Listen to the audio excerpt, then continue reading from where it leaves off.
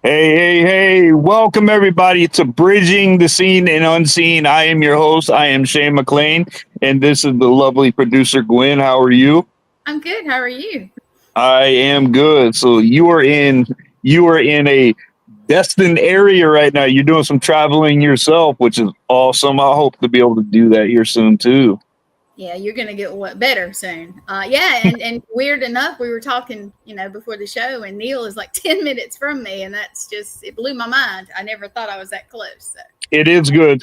Speaking of guys, we have an awesome guest tonight, and I think everybody's going to love this guy. He is the founder of Graveside Paranormal. His name is Neal Gibbons. So let's bring Mr. Neal on. Hello, everyone. Hey. Neal, we always start the show out. We're so glad to have you here. Why don't you just tell everybody like who you are and about yourself? All right. Sounds good. First off, I just want to say thank you very much for the invitation. I do appreciate it. I love being able to just talk about the supernatural, the paranormal with everyone. I believe that there's a very good message that needs to be put out there. And a lot of things I talk about in the end is always about something positive. So a little bit about myself. My name is Neal. I'm the owner of Graveside Paranormal. This is our 10th anniversary of Graveside Paranormal ghost tours throughout the Chicagoland area. I do events. I do ghost tours. I put together things. I'm recently retired from the Sheriff's Department. I've been retired for the last 18 months. I used to deal with psych criminals for about 22 years. For the last 8 years of that time, I just did some other things because it takes a lot out of you dealing with certain kinds of individuals in life. A little bit about myself. I've been in the paranormal ever since I was a little kid, and I have an origin story. It's like a lot of people do. It wasn't that I was looking for the paranormal found me. So if you guys talk about that a little bit later, I'll be more than happy. I'm an open book, Shane. I'm more than willing to talk about every subject. It doesn't mean I'm a master of any of them, but I'm willing to listen and try to give my input on it. That's amazing. So, I mean, you said that you had a paranormal experience when you were young. I did too. I had mine when I was 10 years old. What happened with your first paranormal experience? Well, I was about 7 years old. I grew up in the south side of Chicago, known as the Mount Greenwood community.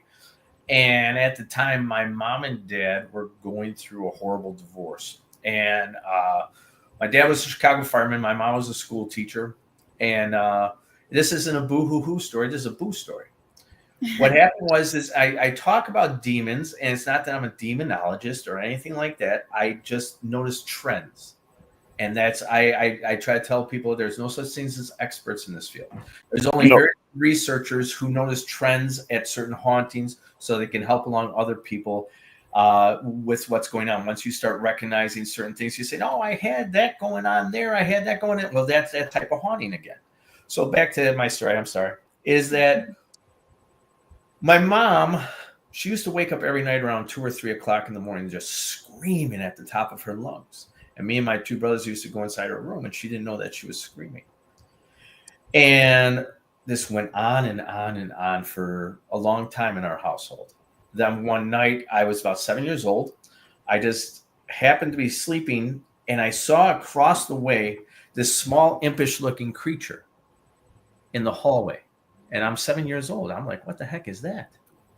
I look at it. It looks at me and smiles, and then looks in my mom's room, and then looks back at me and smiles, and then proceeds to go inside my mother's room, where therein she starts to scream. What I tell everybody is that's when I put 2 and 2 together, and it took some time. I was only 7 years old until I started researching things.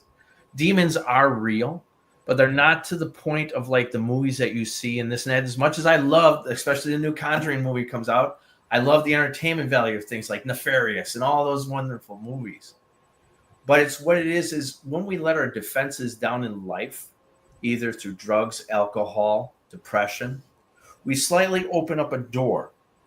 And when we open up that door opens up just a little bit creak. We start to let these things into our lives.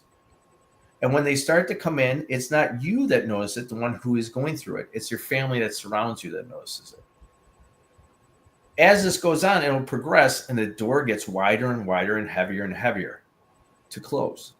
So it's usually the family that usually has to find things like that. But that's my origin story of how I actually got into the paranormal some many years ago when I was a child. That's amazing. That's me, and I do agree with you. About the demons. I specialize in spiritual warfare, demonology, and exorcism ministries.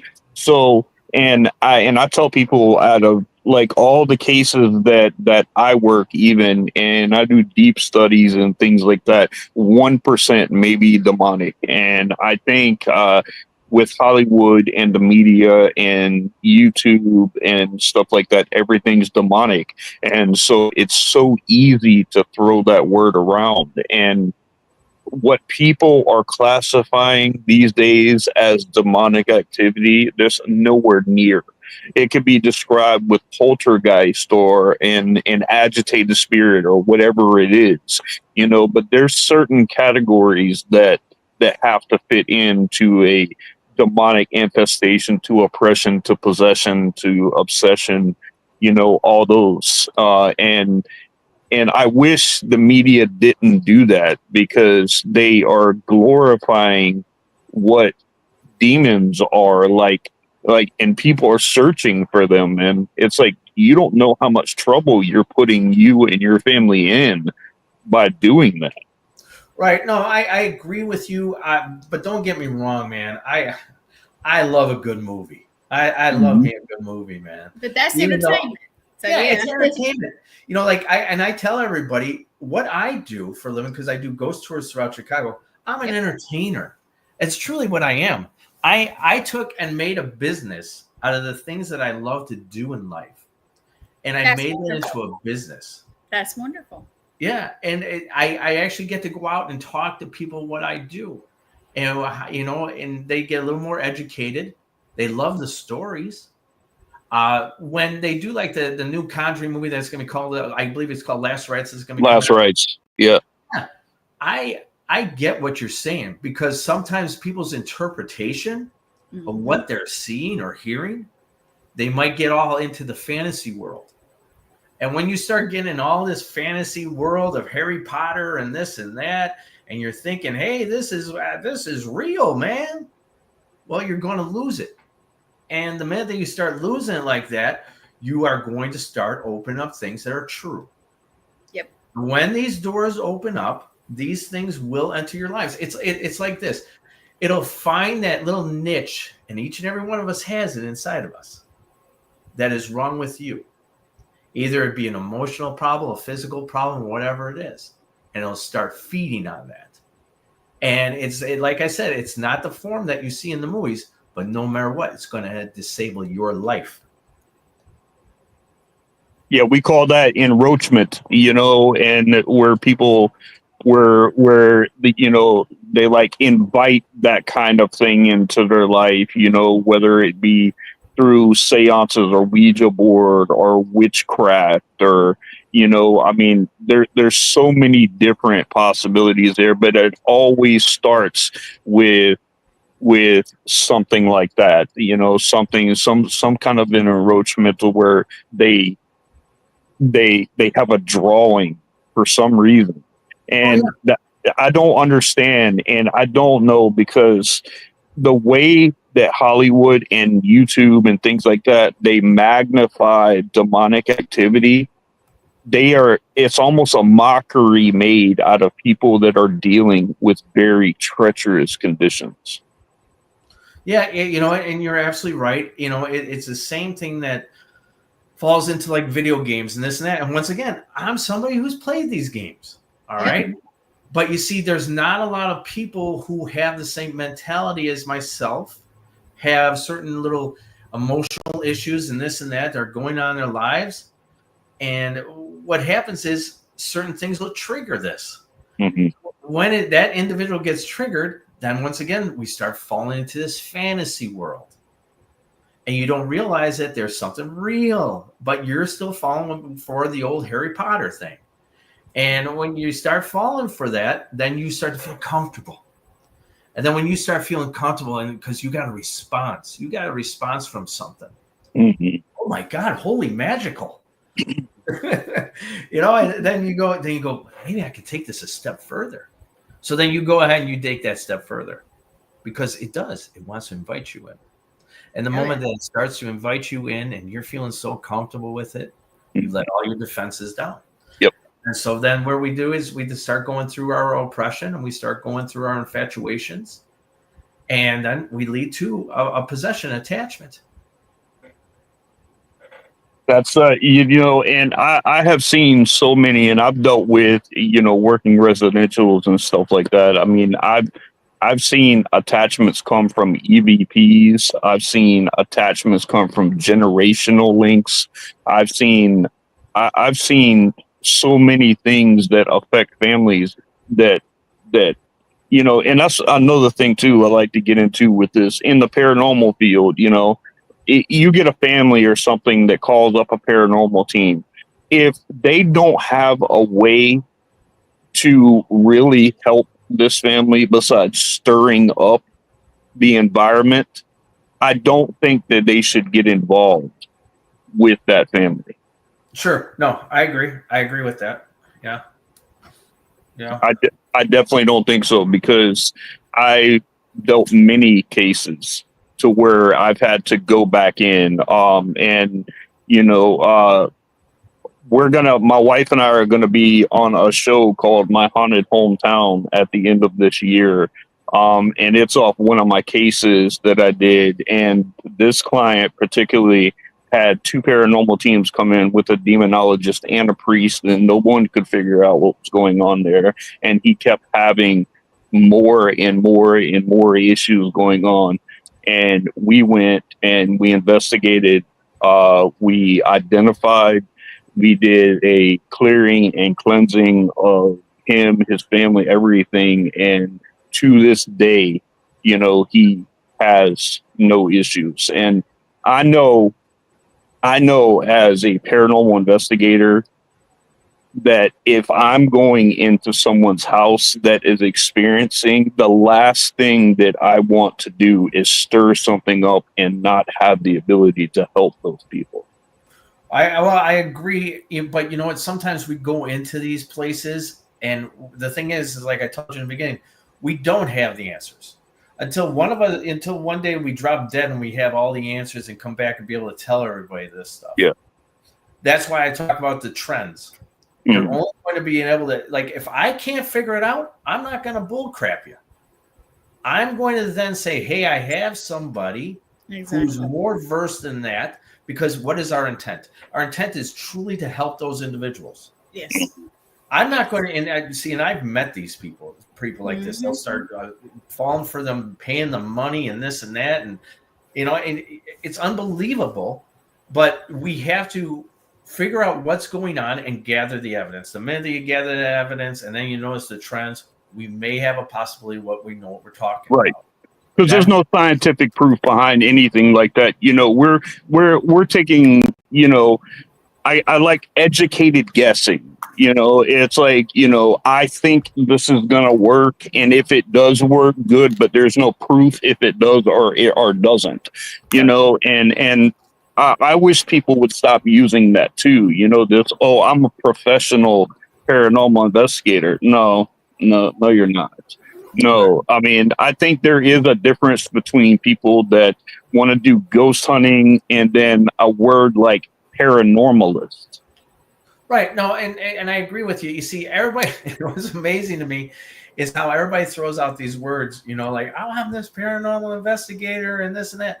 Now this is what I define myself on. I'm a paranormal researcher. Yeah. What that means is I try to break it down of what's really going on. I try to find out the history as much as that's out there. Yes. People give away these things like it's some certificate inside of a cereal box. Oh, I know. It's amazing to me. You can't. Everybody.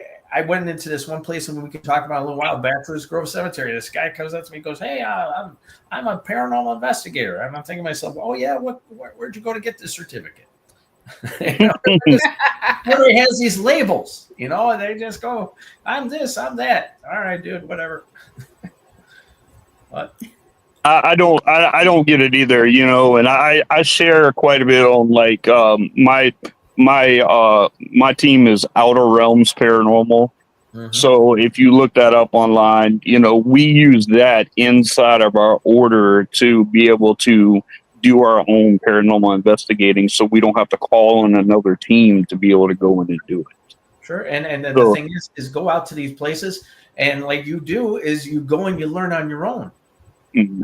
You just research it before you go in, because take, for instance, like you've heard of the Monroe House, the mysterious Monroe House, right? Oh, yeah. Okay. So I have my good friend, Brittany Bickett. She's going to be. I love her. She's a good friend of mine, too. Yeah, she's awesome. She's awesome. She's going to be doing a tour for us at the Monroe House. And when I sat down and talked with her in February, because we had to sit down about something, she is just very knowledgeable.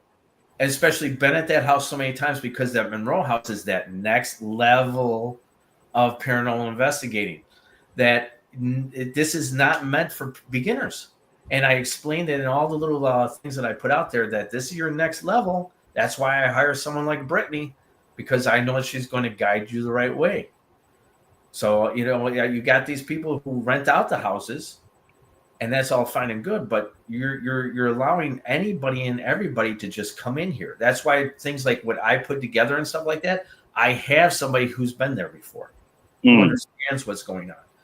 Before you walk away with that attachment, because you didn't realize that this is like level 100 of haunted, you got to. It goes back to the research thing. You got to research these things.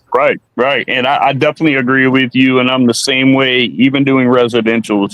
I do my homework. I find out about the land. I found out when the house was built, how many owners have lived in the house, who was there, have people passed away on the. I mean, it really does take research to do that. And I wish more people would do that instead of having this, oh, I'm just going ghost hunting mentality, because I mean, that's all fun. You can go on tours and things like that, but when you go into a serious place, you really need to know how to ground and protect yourself, and really know if you open something, you got to know how to close it. I mean, with communication and everything, there's certain ways that you got to do things.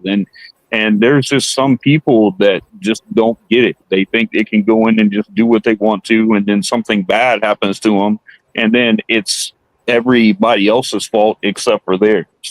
Right, and that's the other thing is, some of these guys and girls, they go along to get along, and they join. And they're just on that thing of, oh, this is all a joke and this and that. But usually those are the ones who get the attachment. Mm-hmm. And, you see, you play around, you're gonna find out. It's the F word, but you can play around, you're gonna find out. So you go into these places and you want to play these games sometimes, and you don't realize that certain things truly can happen. I know, because like I was telling you about the Bachelor's Grove thing. Yeah, that's located in the Chicagoland area. There's a form of possession that happens on those grounds as well. Yeah, can you speak on that a little bit? Just tell us a little bit about that. So, like I was telling Shane offline, I was telling about Bachelor's Grove Cemetery. Bachelor's Grove Cemetery is only 1 acre cemetery that was allocated to the Forest Preserve of Cook County. Okay, and this cemetery here back in the 1950s and 60s, people started noticing blue orbs of light bouncing around. Now, of course, there's a large history thing. We don't have a lot of time for that today, regular history. But back in the 1950s and 60s, people started noticing blue orbs of light bouncing around inside the cemetery. And what happened is that you're going to get regular interest, intrigue. What is going on? But then you're going to get those people of a malevolent behavior, cult-like activity, which did happen at this place, which still happens to this day, that they all of a sudden go in there and they try to open up things that they know nothing about. So we've had it where they've opened up graves. They've done sacrifices inside this graveyard. Oh, wow. We actually have, and I was telling you, audio, we were trying to do it for your audience to try to get you the audio, is that I've noticed that there's a... I'm going to try to play it when you're ready for my screen. Well, actually, that's you're ready. The one that you have is actually direct spirit communication. That's the one that we'll talk about in Thornton, Illinois, where a lady held a conversation with her dead mother-in-law, because that file is just too large. It's just too large. Just let me know. Yeah. So what happened is they're opening up things that are inside this cemetery area. And it starts with, think of it like this. Think of it as like termites to a tree. It's not a human host that is getting possessed. It's land in this case. So these termites are going to the tree and it's infesting the tree. So we have our infestation. So then all of a sudden, what happens with termites to a tree? They start to gnaw away, breaking something down. That leads to our oppression, right? So after now that we're getting all broken down, just like a human host getting broken down emotionally, physically, spiritually, so is this land. So then we start to lead into obsession that leads into attachments and then possession. Now, there are people who, and I know these people have left their jobs and lived on the grounds of this cemetery that's not in a forest preserve. There's been 2 forms of suicides that were done by 2 caretakers inside this place. And we've noticed that me and Steve, that's my buddy, he designed the Anahata box, which we'll show in a little while. Mm-hmm. Whereas everything was in reverse, and I ran a forward plane out of the Audacity system. And I'll be more than happy to share the link with you, everybody, on my Graveside Paranormal thing, just so you can see it later on tonight if you wish. Yeah, if you send it to me, you write it. Yeah, I just have to get you that full file. Oh, yeah, if you send it on here, if you do it on the private chat, I can just copy it and pop it up. All right, I'm gonna see what I can do when we go to break, and I'm gonna see what I can get you. Okay. Okay. And then, so it leads to this, and we noticed that the words were started reverse, and we put in the Audacity system. We moved it forward plane, and then we started getting things like Angel Michael. I had his training, and it was just weird intelligence. There is something definitely either it's interdimensional. I don't know exactly, because I think there's a wide variety of things that are going on inside the cemetery, but there is a form of possession that's going on there. Now, with that cemetery, you said you were talking about the blue lights and things like that. You said you were talking about the 50s and 60s. I mean, is there any history before the 50s and 60s on that land? All right. So originally that land, before settlers came in, was originally Native Americans. We had the Potawatomi tribe that lived in that area there. A lot of those areas there, and especially in the Chicagoland area, and I'll show you, Gwen, are a thing called ley lines. They're called supernatural ley lines that lay underneath the earth. And I explained to people like this: Native Americans were huge into ley lines. They were huge into noticing these things. I talk about it like this: think of it as like a faucet. Due to environment, and that certain day, that certain time, that faucet of water is turned on just a little bit, and we get a little dribble of supernatural that comes out. On a certain day, when environment is just right, we'll get that thing open all the way, and we'll get a full flow. That's why we start getting things on a place called Archer Avenue of a girl named Resurrection Mary. But that's also another story that I'd be more than happy to share with you as well. But I think it's due to a lot of things that happened with Native Americans and ley lines before all the settlers actually got in on that land. Now, how about the bury part of it? You talk about Native Americans and stuff like that. Are they also buried out there also? So there's a thing that is said that of course, I'm sure there's a whole lot of people who are buried out there. Are they noticed? Are they marked? Are they marked? The way I was told how you learn the marks, but remember, time is going on, is that supposedly a tree branch is bent to point down to a place where like something or someone was buried. All right. Now I don't know how true that is, but I'm sure there's stones that are put in certain places, but they didn't have carvings like you and I do have nowadays, like Right. So for me to be able to say, hey, is there a mass grave here? Is there 4 graves there? I couldn't tell you. That's interesting. I had a pretty interesting experience. We were at a church in near Myrtle Beach, called Georgetown, and there's a church there that this English settler was coming, and he built the front of the church, and he built the tower up, and when he was climbing up, put the bell up there, he came back down, and the bell actually fell on him. So we knew that there was possibly some pretty good activity there, and there's a graveyard right next to it, but then there's a trench that dips down, and me and my buddy were going out there, and in South Carolina, like people back in the 90s, they used to like to put those like 44 or 36-inch super swampers, with the big old antenna hanging out the back, and he had one of these trucks, and I mean, just knob tires and everything. And we went back and we crossed that trench, and he tripped over and he knocked over an old Indian plot, where it was just wood. It was just wood there.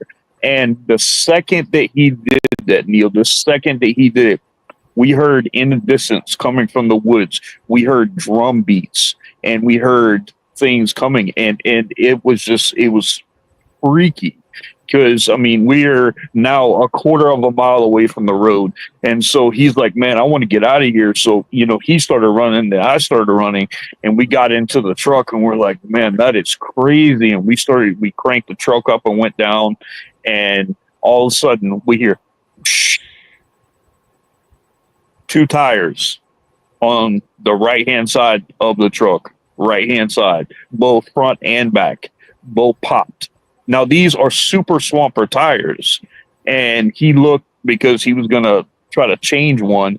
We still had to get a ride to go get another tire, but there were arrowheads in his tire. Oh, wow. Wow. And not just one, but in both tires. And he's got those arrowheads to this day. And, and we think of that story, and I'm like, man, I'm talking within seconds after he kicked over, and it was almost like disrespectful, almost like you hear the drum beats coming, and you hear that drum beat, and I mean, and it's wild. I couldn't believe that happened to us, but that literally really happened. You were like, man, time to go.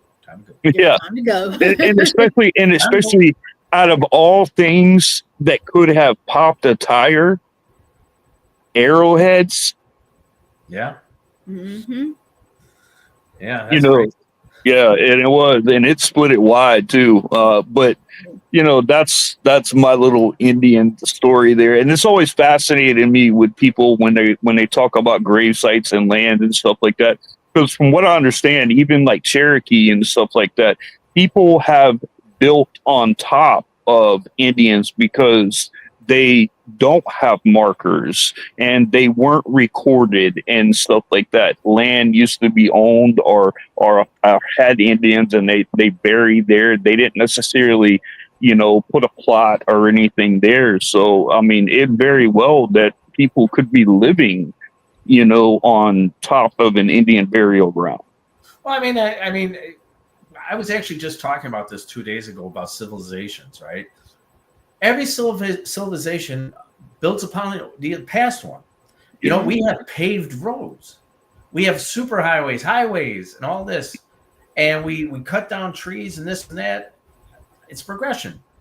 And sure enough, you're going to do that. You're going to go over things that were once something that was going on that now is just history. All right. And you're going to destroy that. I mean, that's just natural. It's not mean or some bad intent. It's natural for people to evolve. Mm-hmm. you know, and that's just the way it goes. I mean, if I really knew that that was a full cemetery of the whole Potawatomi tribe, well, then I'd be fighting for making sure that that was not hurt or, you know, something happened to it. But if I don't know, that's Right. just, We don't know. Yeah. we're just evolving. That's all. Right. Now, with that, You guys, with we that, got about 30. We got about 30 minutes just to give you a little. We don't really take a break in the middle, Neil. no, Okay. no, because we go an hour. You know, I definitely want to get into some of these areas that you were talking, but just on that grave site or whatever, have they do they have any proof that Indians and all were buried there? So they know that the whole Illinois area, it's a historical thing where the Potawatomi tribe inhabited the whole area of the Illinois. Okay. Yep. They were part of Wisconsin as well. Part of the Potawatomis were out in Wisconsin. And understand, I only know this because when I gain an interest in what I'm looking for, that's when I learn it. Now, I am not a Native American historical guy. So if you're, please don't ask me, you know, where was this buried or where that was buried. No. I'm just asking about the where they are. You know, have people? Do you think any of that activity that is coming from that graveyard has things to do with maybe Indians that were buried there? So there is a very good possibility of that. But see, I came across this guy some years back. His name was Pete. He was actually the second caretaker I was talking about that committed suicide. And nice guy, but he came up with these ideas that this was very interdimensional, Bachelor's Grove Cemetery. And Interdimensional. Interdimensional, meaning that something's coming from another dimension, Right. coming into our dimension, doing some kind of slips in time. I don't know. Now, understand, when I first started listening to him, I thought he was bad stuff crazy, right? And I'm thinking to myself, oh, dear Lord, someone give him a rubber room. So, but the thing was, this guy quit his job, and he was a very intelligent person. I'm going to tell you that right now. He's very intelligent. And he left his job and lived on the grounds of Bachelor's Grove Cemetery. That's where the obsession falls into. Mm-hmm. He swore that there were other things going on. And I took that box out with me one day because I was doing a tour throughout Bachelor's Grove. And he was under the impression, oh, this is all hokey and this and that. And he wasn't rude, but he wanted proof. And I said, all right, we'll see what happens. If something happens, it happens. I can't call a monk, you know, the spirits to do something for you. Right. You can't make them do anything. So all of a sudden he starts using it, and I show him how to use it. And all of a sudden it starts saying, hey, Peter, hey, Pete. And he started going, holy. And, you know, he was like taken back by it. So he always believed that there was something interdimensional. Could we have a place where, sure, we have Native Americans, the Native American history of the Potawatomi tribe may have had supernatural ley lines, which could be help enforcing the level of activity that's going on inside that place. Could we have something interdimensional going on? And also at the same time, we have some of these idiots who are going around doing cult-like activity, trying to open up things that they know nothing about. So we now have this perfect, beautiful soup for everything supernatural and paranormal and cosmic. Yep. So there's really no telling. I mean, because those people could be summoning up something that, I mean, that could bring like an evil presence there, a malevolent presence to there, you know. I mean, and it's very difficult because you can have someone that has a good intended heart or whatever go in there, and because of what other people do, they could be affected by what other people have done. So yeah. So I'm gonna tell you a quick story, and I'm glad I just thought about this after you were talking. Is that one day I did a tour there, and at the time I was still working for the sheriff's department. I worked midnights, right? And I would always, when I was done with something, I had to go home and take a nap because I got a long night ahead of me because I worked 11 to 7 shift. Ooh. And so I would go home and I would take a nap. Now I'm an empath, and some people say that I'm psychically inclined to a lot of different things, which is all fine and good. So I tried to fall asleep in my room, and I could feel something coming through the window, and it went up into the ceiling area. And the shake that I had was like no other shake I've ever had before. I Like a shake, like literal shaking. Physical shake, Oh. being nervous, scared, anxiety, and a Yeah. physical. Okay. And I remember talking to this one guy some years back, and he said, and I tell it to this day, it's all about faith. It's all about how you project that energy. And he said, Neal, I want to do you a favor. All you have to say is, by the blood of Jesus Christ, you do not belong here. Go back from which you came. But you can't just say the words, Neal. You have to believe the words. Faith without works is dead. Faith is one of the most important things, and I talk about faith as we go along on this bus travel that I take you on. And so I did that, and I had all the faith inside me. And I knew that this thing was going, but that shake kept coming back every now and then that night. And I kept thinking about, in my head, I could see what this thing looked like. And it was up in the ceiling, and it was just watching me. I must have brought home an attachment from Bachelor's Grove. It's not the first time I brought home things.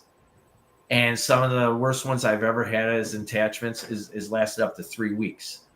3 weeks. Wow. Okay. Yeah. Wow. What is, you're starting to take on all the characteristics and emotions of something else and someone else. And when you start taking on their characteristics and you recognize that this is not yours, you have to start using your faith-based. Once you start using your faith and start projecting that, I try to explain it to people like this. Look at yourself in your head from an outside window, looking and peering in at yourself. And telling that person that resembles you, you do not belong here. Go back from which you came. You are not me. And then you have to continually be faith-based on that. Yeah.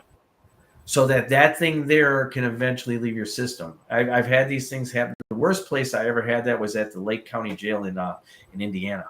I left there, and I got this thing of anger and resentment and jealousy. And I was driving home and started getting all these feelings. And sometimes I have to sit for days because I get sick. And I hate when this stuff happens. But I realize this is what I do, so it's what I do. I've heard so many, about people having like temporary attachments. I heard a story that an investigator was telling a week ago about him using dice. And he was using dice or whatever, but he was getting like aggravated or frustrated because the people that were around him or whatever. Well, when he opened up the communication, I guess the aggravation level started getting worse, and he was like, well, just screw it. And he went and picked up the dice, and he picked them up with open communication, put them back in his pocket. And he said that his partner that was with him,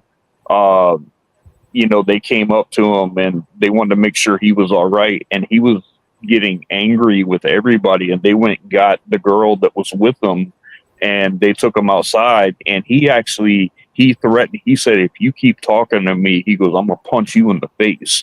And he was that is not him at all. Totally out of character.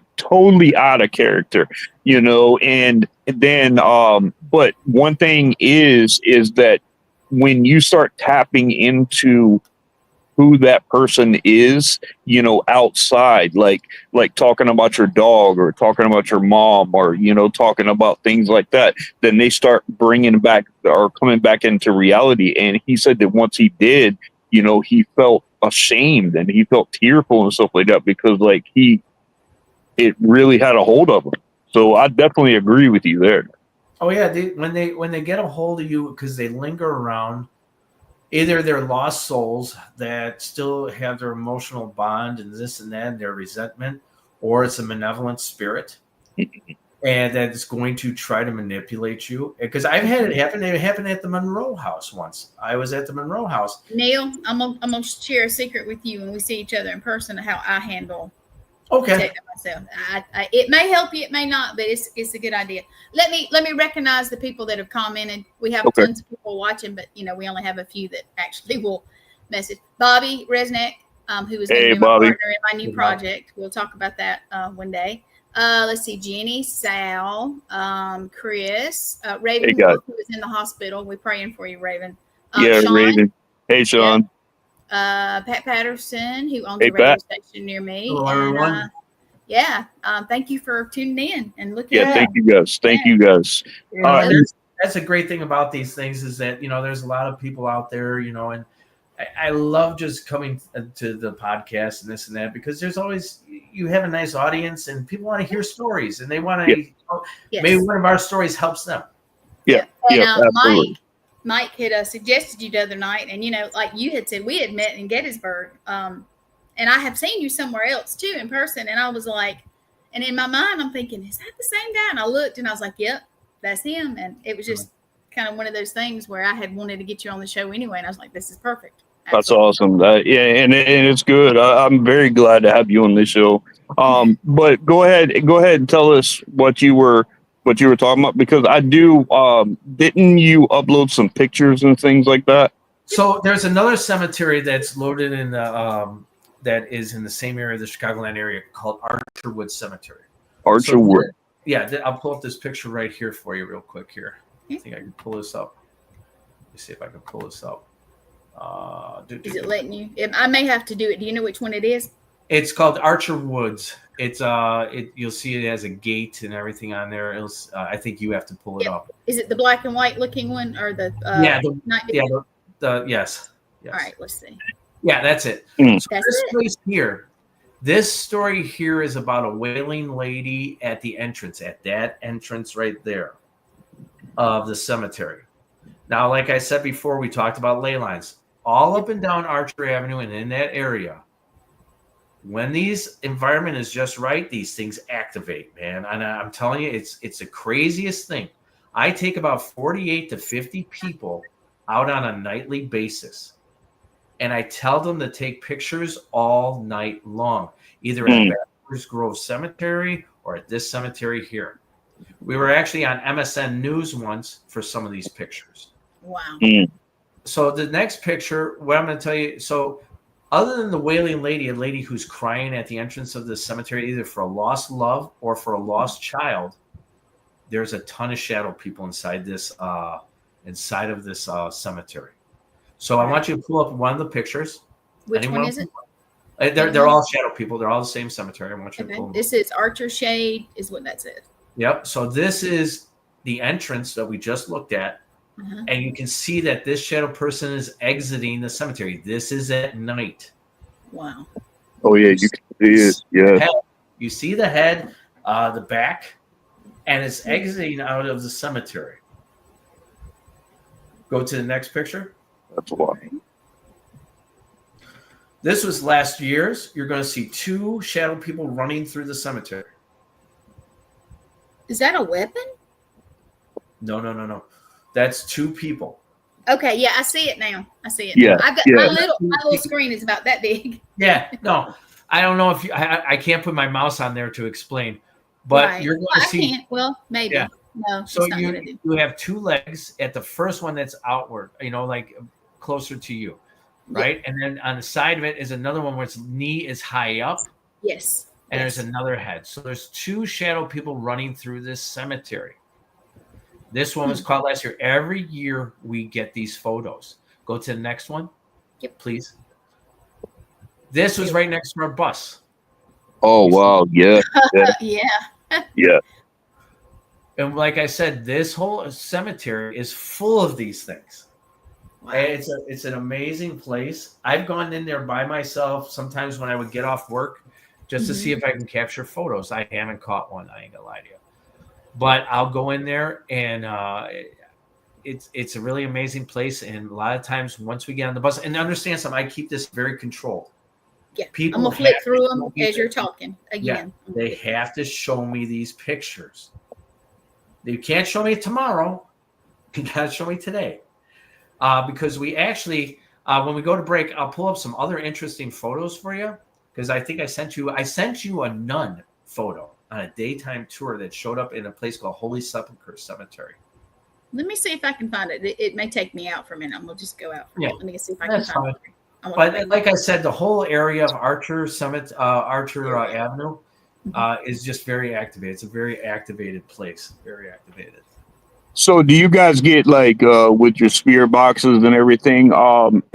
Tell us about that spirit box that you were using So, that you got that response. so Steve Lineweber, he developed it, I would say 8 years ago, 8 years ago. He actually dreamt about it. And understand, he wasn't into the paranormal or anything like that. He dreamt about it and he put it together and we became business partners. And he said, Neal, this is yours. He goes, this is meant for you. And I said, oh, okay. Nice, thanks. And when things happen and when Gwen gets back on, I'm going to show your audience a video. It's about 3 minutes long where a lady actually holds a conversation with her dead mother-in-law. The answers to questions, the intelligent answers to intelligent questions are amazing. It's like nothing I've ever seen before. And I've come across some really weird stuff, dude. But for this one there, that Anna. Hey, Neal, where did you send? Wait, is it the link? I think I sent it to your email. I can pull it up. Let me send it to you right now.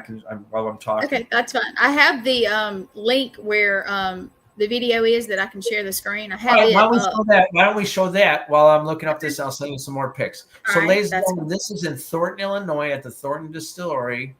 This is when we first started using the Anahata box, and this lady comes up. Please be patient. It's 3 minutes long, but it gets good. Okay. All right, give me just 1 second to pull it up.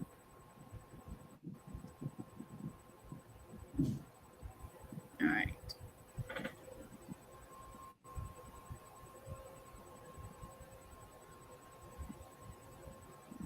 Nope. Hold on. I'm so sorry, guys. No, don't worry about it. No.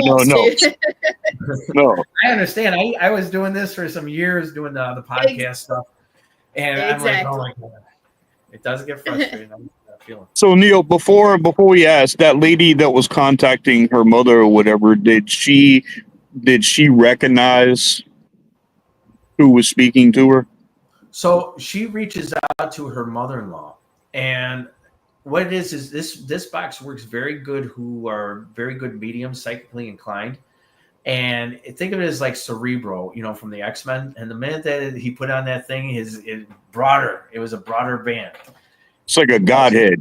Oh, when this thing works, like I said, it works. Please go ahead, Gwen. Yep. Feel free. See if it'll work. See if it'll work, man. Yep. Here we go. All right. Can everybody see?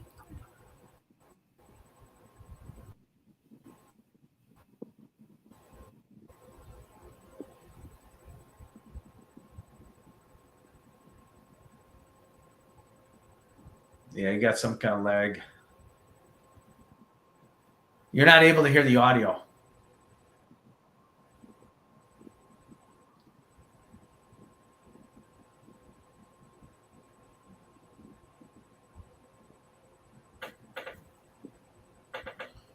Can we play the audio, or is it? You're not being able to get the audio, Gwen. It's on. Yeah, it's not playing on. It's not playing on this end either. Yeah, it's not playing on my end either. So it's probably not. It's probably only playing on your end because you're pulling up YouTube. So this would have to actually have to be put in a YouTube creator. I mean, not a YouTube, a downloader. So, but ladies and gentlemen, here's what you can do. It's go to Graveside Paranormal on YouTube. Go to what it says down there at the bottom, direct spirit communication. This lady here, it's an amazing video. I recommend it. Like I said, amazing things happen when they happen, and we just happen to catch it. It's really pretty cool. That's amazing. So I mean, so she recognized who she was trying to speak to? Oh yeah, she knew it was her mother-in-law. And you'll see. All right, so what's here is interesting is the voice stays exactly the same. No changes. No changes. Same wow. person. Yep. So that's amazing. That's amazing. Now, how was her emotional status like after she heard that? It's like she knew it was okay. It's because she's a medium, and she just used that like a tool for her. It's like she's done it before, but not with this tool, the Anahata. And she was just like, I already know this. It's okay with me. I've come across people who have gotten very emotional using the Anahata box, because something came through. But I tell people also that there's manipulative spirits. They're going to try to manipulate the electronics. Absolutely. Absolutely. So it's like, Explain the Anahana box that you're referring to, and what's the difference between that and, let's say, just a regular spirit box or an S box or. so how I explain this to people is this: you can go out and go buy any spirit box you want. Yeah. You can go on anything and go do that, but it's about the team that puts a little bit of themselves into it. Everybody has to put something into it. That's the only way it's really going to work. We actually have dust from the Sedona Desert inside of it. We actually have a lot of crystals all over the box. You may have seen it, Gwen, when I was at the... I did, and I was checking it out several times when I had time, and it honestly, and I saw some of the videos. That's why I wish I could pull them up. We're just going to have you back. That's just all it is to it. Yeah.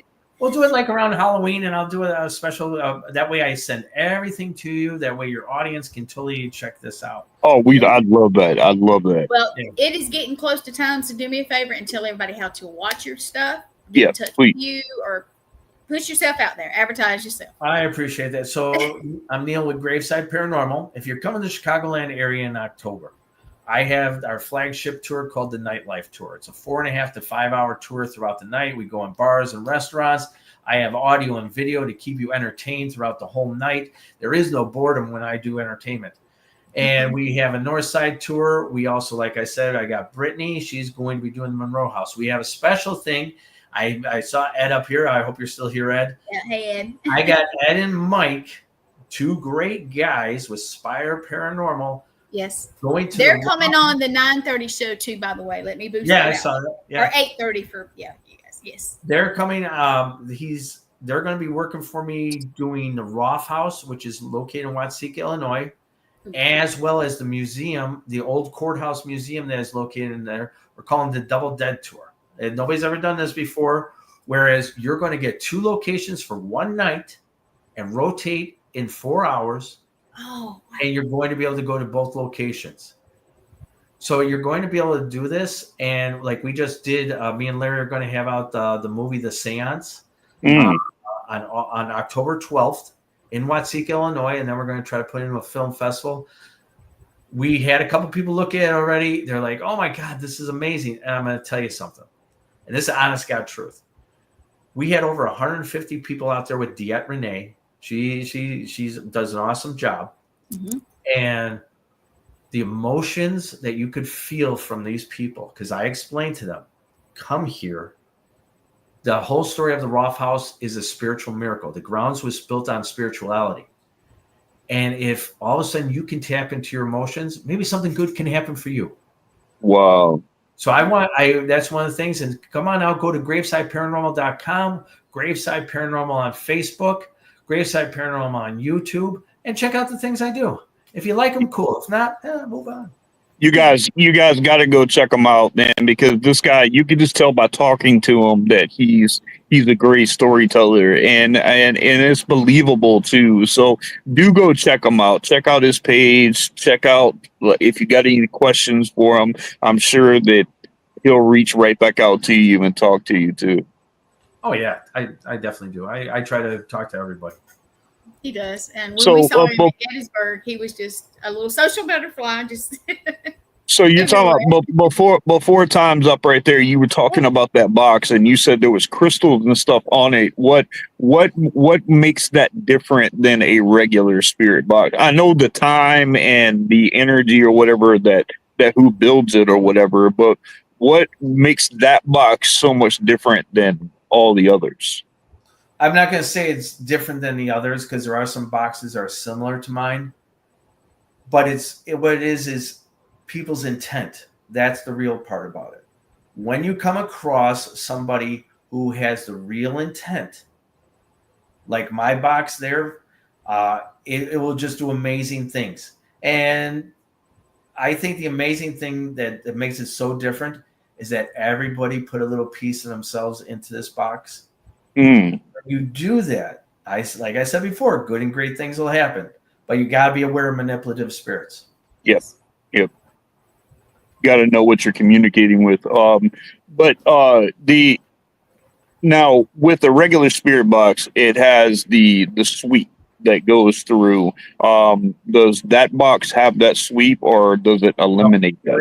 There is no white noise. There is no sweeps like an SB7 or an SB11. There is nothing. We are on a stream. We are streaming in apps, and we can switch from app to app. I usually like to use what do I use? I use a certain app, and I've been using it for years, and it just works very well with the box. Use apps and everything. Have you tried Necrometer and Spirit Talker? So I have Spiritus. That's a good one. That's a good one. Yeah, that is a good one. Yeah, I have Necro. I do have Necro, but I only use that when I'm with Brittany because she is used to Necro. Yeah. Now there's two Necros. There's a Necrometer and a Necrophonics. Necrometer. I use the Necrophonic when that way I have all of them because I've noticed that certain ones of these apps is now don't get me wrong, they're apps, okay?